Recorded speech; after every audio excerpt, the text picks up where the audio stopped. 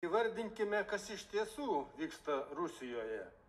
Nepriklausoma teisinė sistema sunaikinta, laisvos žiniasklaidos nebėra, pilietinė visuomenė užgniaužta, daugėja politinių kalinių, o dalis jų tiesiog nužudomi.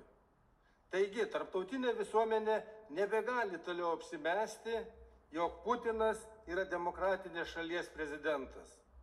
Rusijos federacija tapo diktatūra ir Aleksėjaus Navalno nužudymas tai įrodo.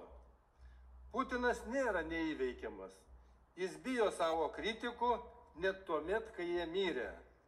Puikus to pavyzdys – kliūtis surengti Navalno laidotuvės. Norint pokyčių Rusijoje, turim padėti tiems, kas kelia baimę Kremliui.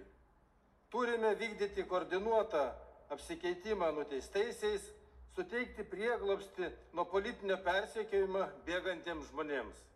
Ačiū.